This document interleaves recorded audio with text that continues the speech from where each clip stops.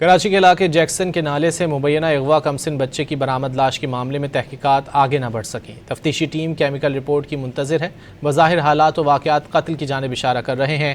تفتیشی team نے شبے کے دائرے میں آنے والے چند افراد سے پوچھ گچھ بھی کی۔ مزید تفصیلات عمران حفیظ کی رپورٹ میں۔